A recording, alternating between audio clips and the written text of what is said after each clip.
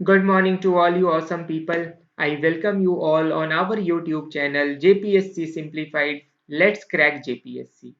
तो दोस्तों ancient history के लेक्चर्स को आगे बढ़ाते हैं और आज का जो हमारा टॉपिक है वो है वैदिक कल्चर। ठीक है, तो आइए बिगिन करते हैं। वैदिक कल्चर का अगर हम टाइमलाइन की बात करें तो वो 1500 बीसीई से लेके 600 बीसीई का पीरियड है ना। अब उनके ओरिजिन के बारे में बात करते हैं। ओरिजिन की अगर हम बात करें तो उनका जो ओरिजिन है अभी वो कंट्रोवर्शियल है। कोई एग्जैक्ट थ्योरी या कोई एग्जैक्ट एविडेंस जो है हमको नहीं मिला है कि ये हम बता सकें कि जो आर्यंस हैं उनका ओरिजिन इस पर्टिकुलर लोकेशन से हुआ है। बट कुछ कुछ अलग अलग स्कॉलर्स हैं जिन्होंने अलग अलग थ्योरीज दी हैं, जैसे कि मैक्स मुलर जी हैं, ये बोलते हैं कि जो आर्यंस हैं उनका जो ओरिजिन है वो सेंट्रल एशिया से हुआ है। हमारे बाल गंगाधर तिलक जी हैं, वो बोलते हैं कि जो आर्यंस हैं उनकी उत्पत्ति यूरोप या आर्कटिक से है। ठीक है, अब जो पॉपुलर बिलीफ है वो ये बोलता है कि जो आर्यंस हैं उनका जो ओरिजिन है वो सेंट्रल एशिया से इंडियन सबकॉन्टिनेंट में हुआ है। ठीक है, और जो टाइमलाइन है वो है 2000 बीसीई से 1500 बीसीई के टाइमलाइन में वो जो सेंट्रल एशिया से इंडियन सबकॉन्टिनेंट में आए थे। अब सेंट्रल एशियन थ्योरी जो है इसका फेमस होने का भी एक रीजन है कि टर्की में एक भोग हास्काई इंस्क्रिप्शन करके है, उसमें 4 वैदिक गॉड्स जो है वो मेंशन किए हुए हैं, जो कि हैं इंद्र, वरुण, मित्र और नासत्यास। तो इसीलिए ऐसा बोला जाता है कि जो आर्यंस हैं उनका पॉइंट ऑफ ओरिजिन जो है वो सेंट्रल एशिया रहा होगा। ठीक है, अब the group that came to India first settled in the present frontier province and the Punjab. ठीक है, तो ये जो आर्यंस हैं ये सबसे पहले जब इंडियन सबकॉन्टिनेंट में आए तो ये कहाँ पे रेसाइड किए, तो ये फ्रंटियर प्रोविंस एंड पंजाब वाला एरिया जिसको Sapta Sindhu that is the region of 7 rivers बोला जाता है।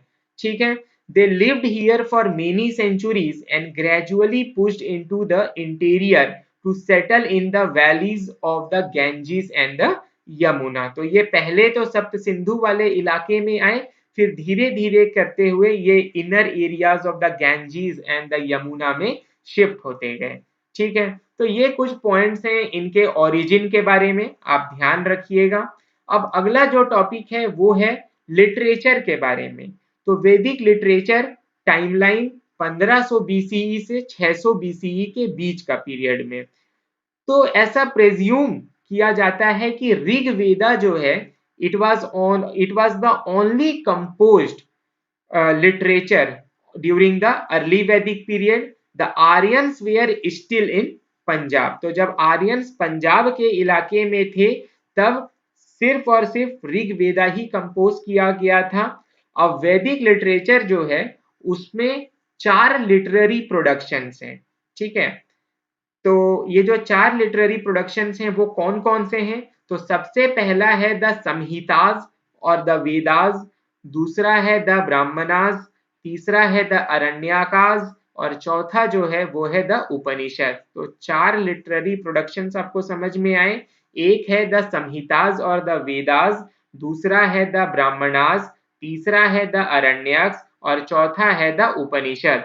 Vedic literature had grown up in course of time and was really handed down from generation to generation by word of mouth, and hence these are called shruti, that is to hear। क्या बोल रहा है कि जो वैदिक literature है वो एक जनरेशन से दूसरे जनरेशन तक वर्ड ऑफ माउथ से ट्रांसफर हुआ है। ठीक है, मतलब लोगों ने एक दूसरे को बोल के इसको ट्रांसफर किया है, इसीलिए ये जो वैदिक लिटरेचर है इसको हम श्रुति लिटरेचर बोलते हैं। श्रुति का मतलब क्या होता है, सुनना, है ना। तो वैदिक लिटरेचर का प्रोपोगेशन जो है वो सुन सुन के हुआ है, इसीलिए इसको हम श्रुति लिटरेचर बोलते हैं। ठीक है, और जो मोस्ट इंपॉर्टेंट वैदिक लिटरेचर जो है वो है वेदास।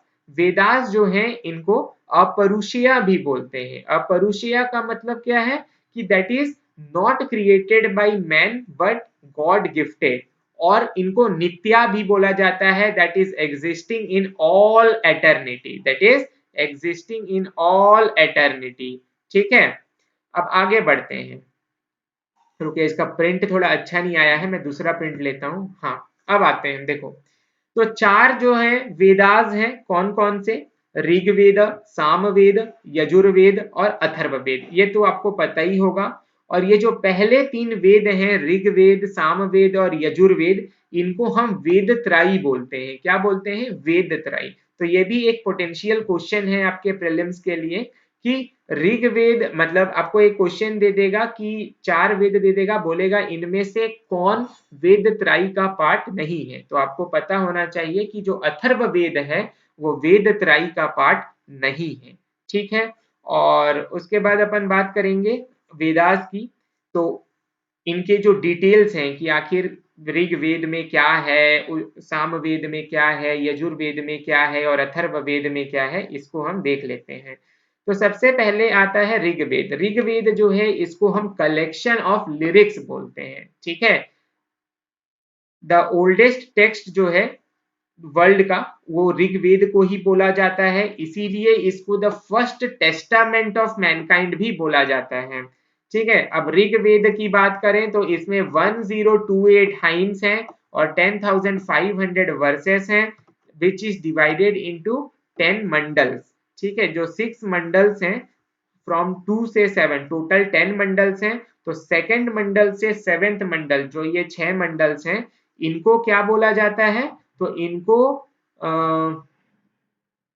गोत्र या वांश मंडल बोला जाता है। ठीक है, जो फर्स्ट और 10th मंडल हैं उनको बाद में ऐड किया गया है। ठीक है, और जो 10th मंडल है उसमें फेमस पुरुषुक्त है। क्या है? इट कंटेन्स द फेमस पुरुषुक्त, जिसमें जो चार वर्ण हैं, ब्राह्मण, क्षत्रिय, वैश्य और शूद्र, उनको एक्सप्लेन किया गया है। ठीक है, और ऋग्वेद के जो हाइम्स हैं, इसको किसने रेसाइट किया है? तो होत्री ने रेसाइट किया है। ये भी इंपॉर्टेंट इंफॉर्मेशन है, आप प्रीलिम्स के पॉइंट ऑफ व्यू से ध्यान रखिएगा। तो इतना इंफॉर्मेशन जो है आप ऋग्वेद के टर्म्स में याद रखिएगा। ठीक है, अब अगला जो वेद है वो है सामवेद। सामवेद को हम बुक ऑफ चैंट्स बोलते हैं। क्या बोलते हैं? Book of chants. इसमें टोटल 1549 वर्सेस हैं। All verses excluding 75 were taken from Rigveda. ठीक है, तो याद रखिएगा ये सामवेद में जितने भी वर्सेस हैं 1549 टोटल, जिसमें से जो 75th है उसको छोड़ के बाकी जितने भी वर्सेस हैं वो हम ऋग्वेद से लिए हुए हैं। The hymns of Samaveda were recited by Udgatri. ठीक है, तो हाइम्स ऑफ आपके जो ऋग्वेद था उसको किसने रेसाइट किया था? तो होत्री ने रेसाइट किया था। और हाइम्स ऑफ जो सामवेद है इसको किसने रेसाइट किया? तो उदगात्री ने रेसाइट किया। और जो सामवेद है ये बहुत ही इंपॉर्टेंट है फॉर इंडियन म्यूजिक। ठीक है, तो ऋग्वेद में हमने देखा कि ये कलेक्शन ऑफ लिरिक्स हैं, सामवेद जो है ये बुक ऑफ चैंट्स है। ठीक है, अब अगला जो वेद है वो है आपका यजुर्वेद। यजुर्वेद जो है ये बुक ऑफ सैक्रिफाइशियल प्रेयर्स हैं। ठीक है, सैक्रिफाइसेस का जो बुक है वो कौन है? तो यजुर्वेद। ये एक रिचुअल वेद है।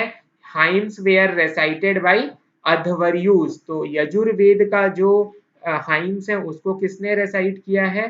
तो अध्वर्युज। देखो ये इंपॉर्टेंट इसलिए है क्योंकि आपको एक मैच द कॉलम दे देगा कि ऋग्वेद के सामने लिख देगा कि ये बुक ऑफ सैक्रिफाइशियल प्रेयर है कि बुक ऑफ लिरिक्स है, क्या है। ठीक है, तो चार वेद और चारों का जो ये क्या क्या बिलोंग करते हैं ये दे देगा, बोलेगा कि मैच द कॉलम। और हो सकता है कि आपको वेद दे दें और उनके जो रेसाइटर्स हैं उनका नाम दे दे।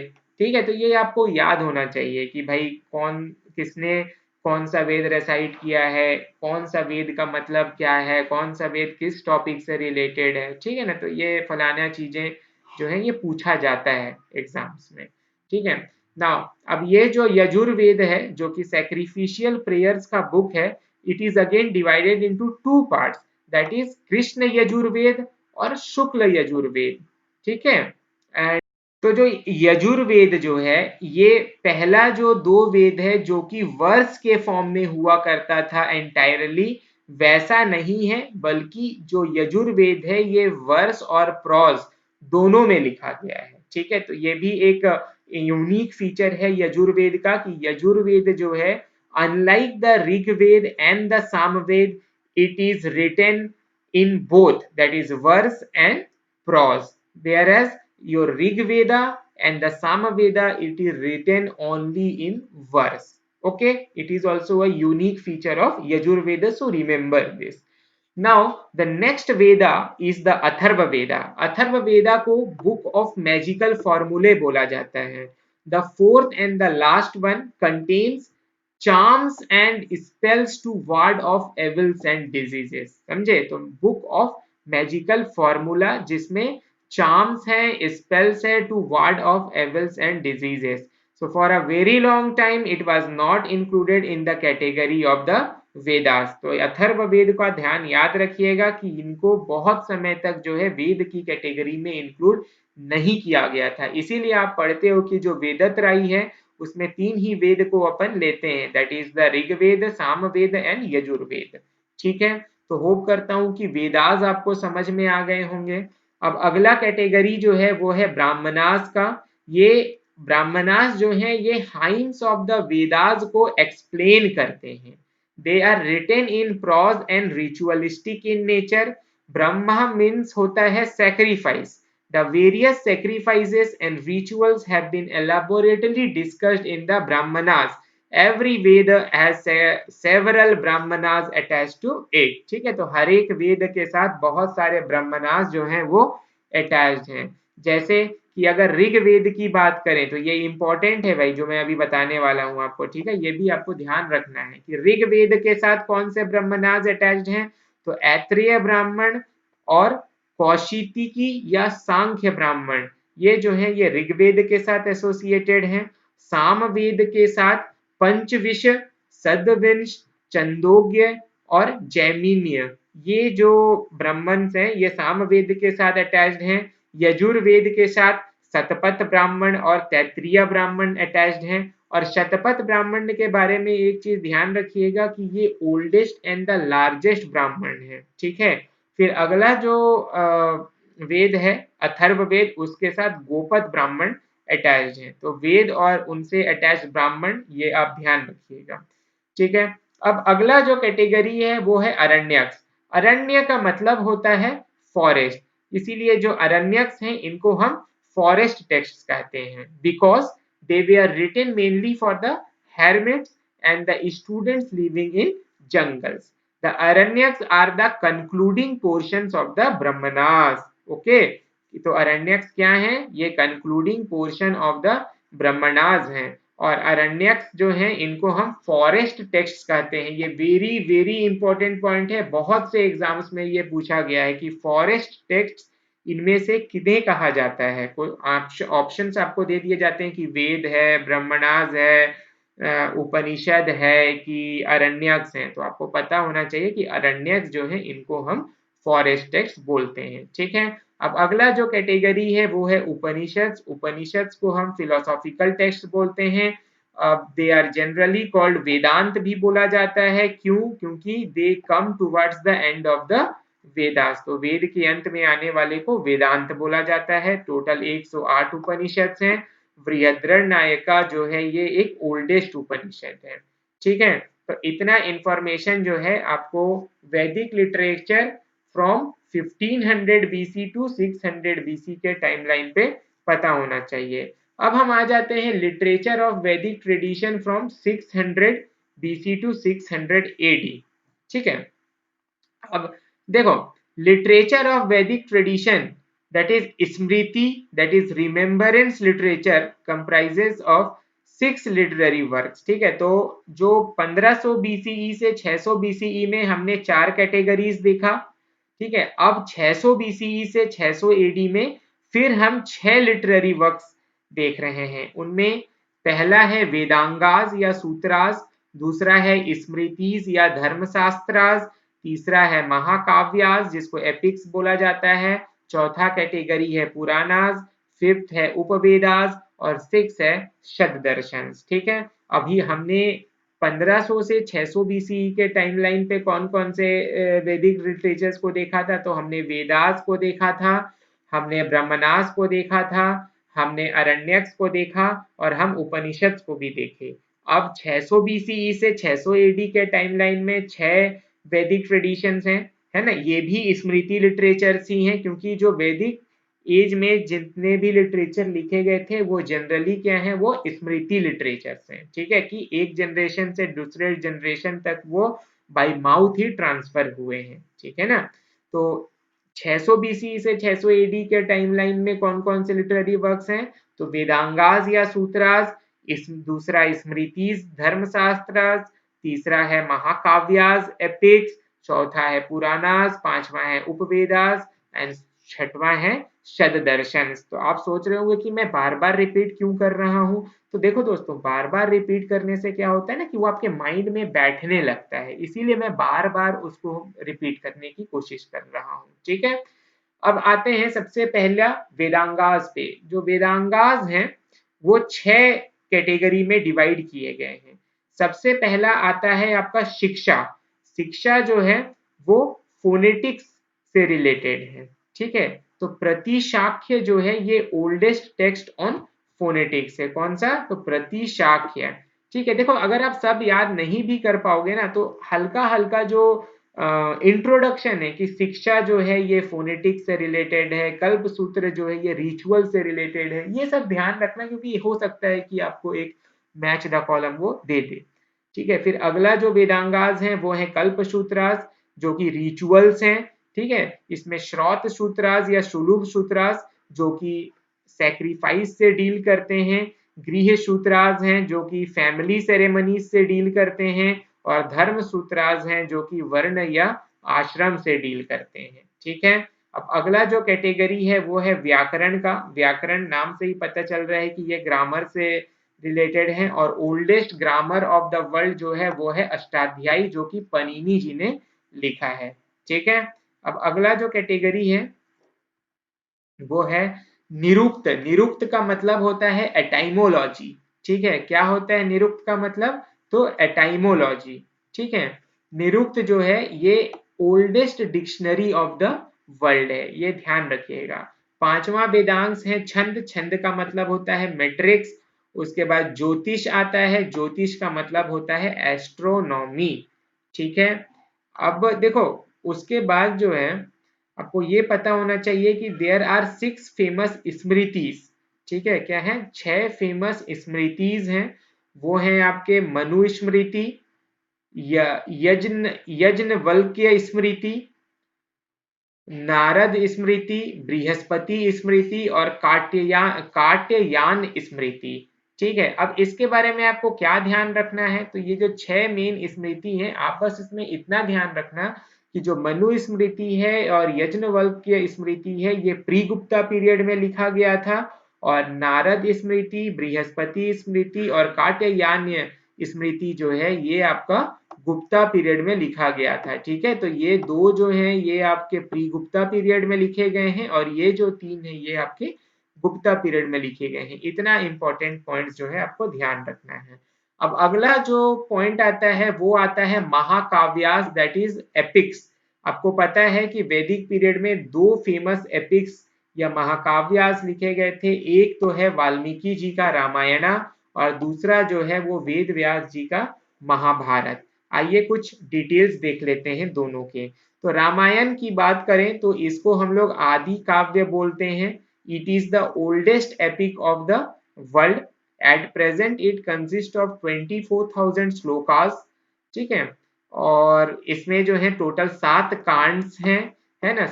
एक फर्स्ट एंड सेवेंथ कांड जो है इनको बाद में ऐड किया गया था।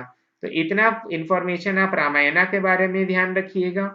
महाभारत की बात करें तो लिखा किसने है, तो वेद व्यास जी ने लिखा है। ये longest epic in the world है। तो क्या देखा कि oldest epic in the world जो है वो रामायणा है, और the longest epic in the world जो है ये महाभारत है। ठीक है, महाभारत के अंदर जो है ये 8 परवांश हैं, दैट इज चैप्टर्स। और भगवत गीता जो है वो भी भीष्म पर्वन या भीष्म पर्वन ऑफ महाभारत जो है उससे एक्सट्रैक्ट किया गया है। तो वेरी वेरी इंपॉर्टेंट पॉइंट कि भगवत गीता जो है इसको कहाँ से एक्सट्रैक्ट किया गया है, तो भीष्म पर्वन, टोटल 18 पर्वन है ना महाभारत में, उसमें भीष्म पर्वन से भगवत गीता को एक्सट्रैक्ट किया गया है। ये बहुत इंपॉर्टेंट पॉइंट है, ध्यान रखिएगा। शांति पर्वन जो है ये लॉन्गेस्ट पर्वन जो है, parvan that is chapter of Mahabharata कहलाता है। ठीक है, तो महाकाव्यास या एपिक्स के बारे में इंफॉर्मेशन इतना आप ध्यान रखिएगा।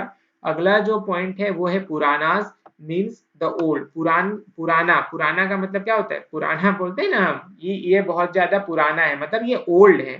तो टोटल कितने पुराण हैं, तो 18 फेमस पुराण हैं, जिसमें मत्स्य पुराण जो है, मत्स्य पुराण जो है इसको हम ओल्डेस्ट पौराणिक टेक्स्ट बोलते हैं। ठीक है, अब other important Purana are the Bhagavata, the Vishnu, the Vayu and the Brahmanda. They describe generally 5 subjects या सर्ग, क्रिएशन है ना, क्रिएशन ऑफ द वर्ल्ड। ठीक है, उस तो ये सब आप थोड़ा ध्यान रखिएगा, है ना, पुरानास के बारे में, कि पुरानास का मतलब होता है old. There are 18 famous Puranas, और मत्स्य पुराना जो है ये ओल्डेस्ट पौराणिक टेक्स्ट है। ठीक है, अब बात करते हैं ये क्या है, ये मनु का एक यहाँ पे इंफॉर्मेशन दिया है मनु के बारे में। तो मनु आपको पता होना चाहिए कि जो फर्स्ट ह्यूमन है ना उनको हम मनु बोलते थे।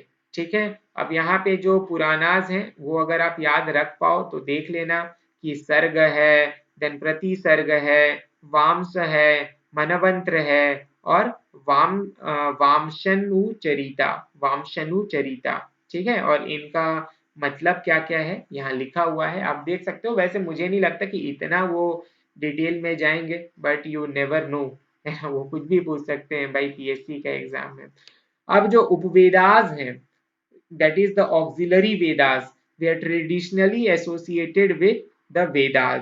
ठीक है, तो कुछ उपवेदास और उनका एसोसिएशन विद द वेदास हम देख लेते हैं। तो सबसे पहले आयुर्वेदा, दैट इज मेडिसिन, ये ऋग्वेदा से एसोसिएटेड हैं। गंधर्व वेदा या म्यूजिक, ऑब्वियसली ये सामवेदा से अटैच्ड होगा। धनुर्वेदा या आर्चरी जो है ये यजुर्वेदा से एसोसिएटेड है। और शिल्प वेदा या अर्थवेद जो है, that is the science of craft या वेल्थ जो है, ये अथर्ववेद से अटैच्ड है। तो उपवेदा और उनका एसोसिएशन विद वेदा ये भी ध्यान रखना है। अब सबसे इंपॉर्टेंट जो चीज है वो है 6 स्कूल्स ऑफ इंडियन फिलोसॉफी, जिसको हम शतदर्शन के नाम से भी जानते हैं। ठीक है, अब देखो ये बहुत पूछा जाता है कि दर्शन और उनके फाउंडर्स। ठीक है, तो ये बहुत इंपॉर्टेंट है, इसको जरूर से ध्यान रखिएगा। तो सबसे पहला जो दर्शन है या फिलोसॉफी जो है वो है सांख्य दर्शन, जिसके फाउंडर हैं कपिल। दूसरा है आपका योग दर्शन, जिसके फाउंडर हैं आपके पतंजलि। तीसरा है न्याय दर्शन, जिसके फाउंडर हैं गौतम जी। वैशेषिक दर्शन के फाउंडर हैं कन्नड़ जी। मीमांसा या पूर्व मीमांसा जो है उनके फाउंडर हैं जैमिनी। और वेदांत के हैं आपके बद्रयान। ठीक है, तो वेदांत जो है इसके आपके जो फाउंडर हैं वो हैं बद्रयान। आई थिंक वेदांत और है ना, वेदांत जो है इनके फाउंडर हम शंकराचार्य जी को भी बोलते हैं। इनके इसके बारे में ये जो फिलोसॉफी है इसको हम डिटेल में स्टडी करेंगे आर्ट एंड कल्चर में। बट आपको ये भी पता होना चाहिए कि वेदांत फिलोसॉफी से शंकराचार्य जी भी एसोसिएटेड है। ठीक है, और एक जो एक्स्ट्रा फिलोसॉफी आज की डेट की फिलोसॉफी है, जिसको हम मटेरियलिस्टिक फिलोसॉफी का नाम भी बोलते हैं, वो है आपकी चारवाक फिलोसॉफी। ठीक है, तो चारवाक फिलोसॉफी के बारे में भी आप ध्यान रखिएगा। वैसे तो हर एक फिलोसॉफी को हम डिटेल में आर्ट एंड कल्चर सीरीज में करने वाले हैं, बट 6 मेन फिलोसॉफीज प्लस आपकी चारवाक फिलोसॉफी ये आपको पता होनी चाहिए, और इनका फाउंडर। ठीक है, ये क्वेश्चन मतलब 99% जो है हर एक पीएससी में पूछता ही पूछता है, तो ध्यान रखिएगा। ठीक है, तो यहाँ तक जो है हमने लिटरेचर देखा और ओरिजिन देखा वैदिक पीरियड का। अब जो है हम ज्योग्राफिकल एरिया, पॉलिटी, इकोनॉमी और सोसाइटी ऑफ द वैदिक पीरियड को स्टडी करने वाले हैं। ठीक है।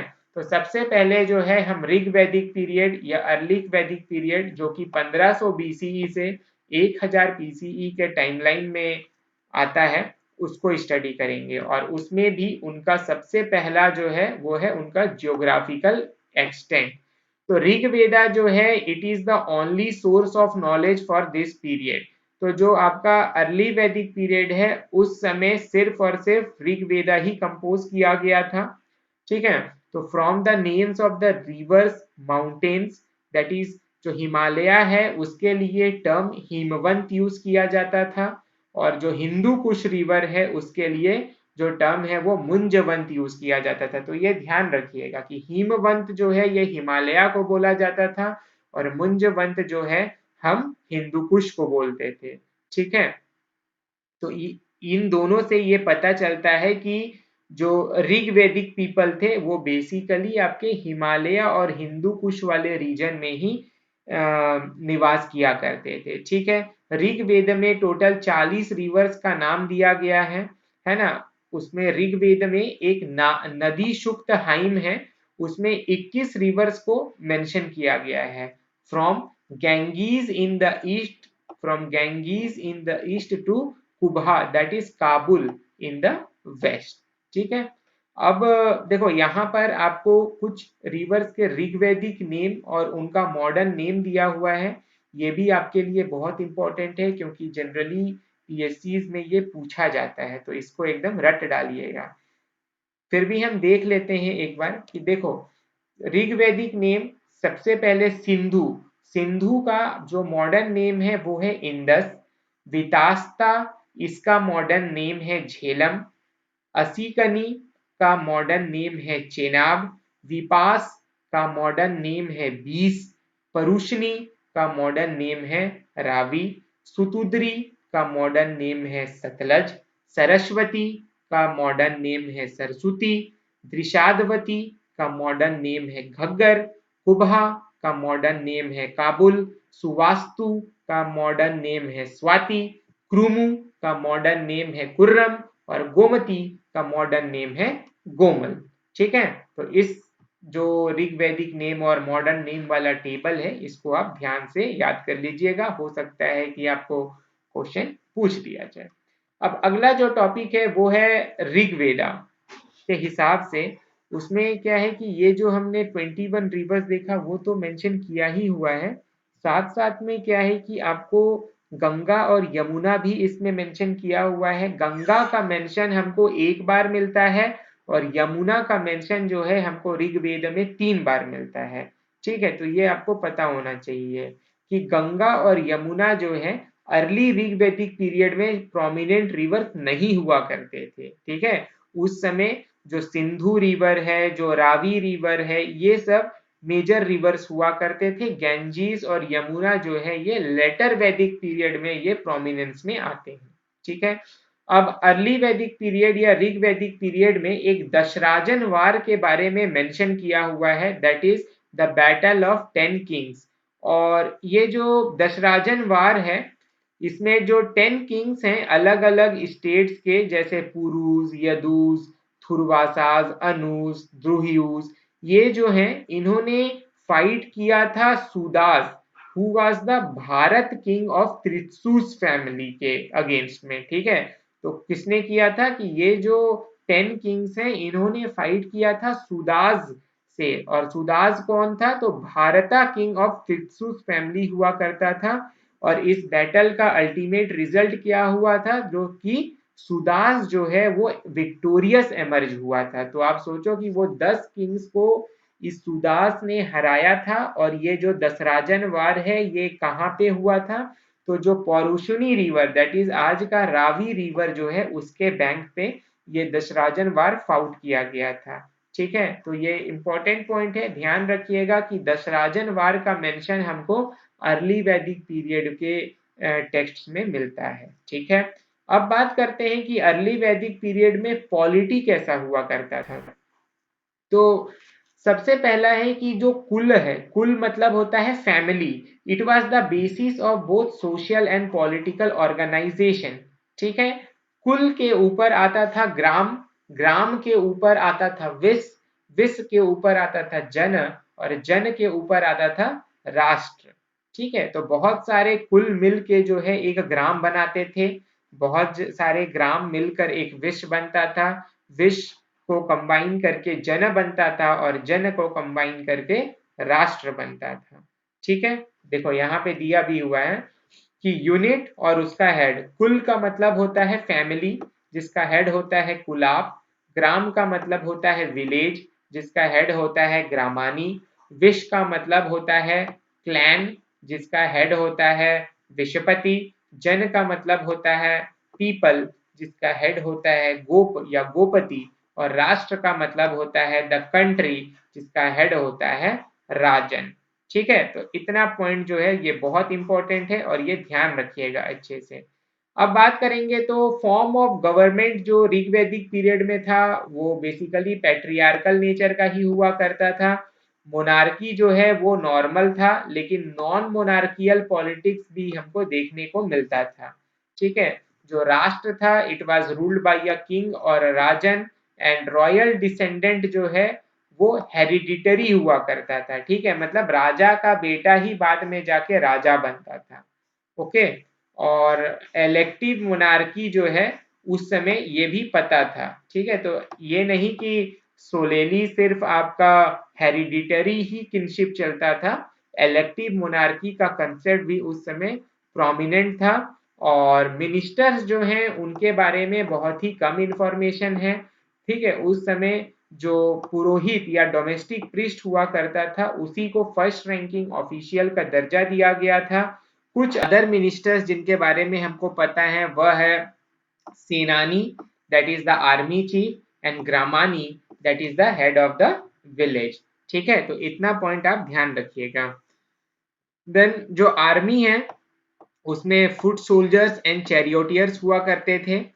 Would, stone, bone and metals were used in the weapons. ठीक है, जो एरोज हैं उनको भी यूज किया जाता था, they were tipped with points of metal और पॉइजन हॉर्न। ठीक है ना। Now reference were made to moving fort, है ना, तो एक क्या बोलते हैं, मतलब जो राजा है उसके लिए एक मूविंग फोर्ट हुआ करता था जिसको हम पुरचारिशुनी, पुरचारिशन्यू, ठीक है, सॉरी अगर प्रोनाउंसिएशन में आपको दिक्कत आ रही होगी, तो पुरचा रिश्नु बोला गया है मूविंग फोर्ट को। ठीक है, and a machine for assaulting the strongholds. तो इतना पॉइंट जो है आप याद रखिएगा। नाउ किंग जो है उसकी रिलीजियस ड्यूटी भी हुआ करती थी। He was the upholder of the established order and the moral rules. Rigveda speaks of assemblies such as sabha, samiti, Vidhat and गण। ठीक है, तो कुछ असेंबलीज के बारे में भी ऋग्वेद ने इस पीरियड में बताया है, जैसे कि सभा, समिति, विधात और गण। सभा जो है it was the committee of the privileged and important individual. To popular assembly Sabha and Samiti जो है ये एक्ट करते थे कैसे, तो it acted as checks on the arbitrary rule of the kings. Later Vedas record that Sabha function as a court of justice. तो Sabha and समिति का बहुत ज्यादा प्रोमिनेंस हुआ करता था ऋग्वैदिक पीरियड में। They were the court of justice, they were है ना, they were the court of justice, they were they acted as checks on the arbitrary rule of kings. Theft, burglary, stealing of cattle and cheating were some of the then prevent crimes. ठीक है, तो उस समय के कुछ जो crimes हुआ करते थे जैसे कि चोरी चकारी, burglary, stealing of cattle and cheating, ये सब प्रोमिनेंट हुआ करता था। तो इतना इंफॉर्मेशन उनके पॉलिटी के बारे में आपको होना चाहिए। किसके, तो अर्ली ऋग्वैदिक पीरियड। ठीक है, तो ऋग्वैदिक पीरियड की पॉलिटी के बारे में हमने कुछ इंफॉर्मेशन देखा। अब अगला जो पॉइंट है वो है उनकी सोसाइटी के बारे में। तो मैं सोच रहा हूँ कि सोसाइटी और फर्दर जो उनकी इकोनॉमी है उसके बारे में हम अगले लेक्चर में पढ़ेंगे, क्योंकि आज का लेक्चर ऐसे भी थोड़ा लंबा हो गया है ना, ज़्यादा लंबा हो जाएगा तो आपको मज़ा भी नहीं आएगा। ठीक है दोस्तों, तो आज का लेक्चर हम यहीं पे वाइंड अप करते हैं, मिलते हैं आपसे अगले लेक्चर में। अगर लेक्चर अच्छा लगा हो तो लेक्चर को थम्स अप बटन दबाना, चैनल को सब्सक्राइब करना, बेल आइकन को दबा देना ताकि मेरे जितने भी वीडियोस हैं उनका इंफॉर्मेशन आप तक पहुंचे। अपने दोस्तों के साथ शेयर करना। ठीक है, तो मिलते हैं आपसे अगले लेक्चर में, तब तक के लिए धन्यवाद।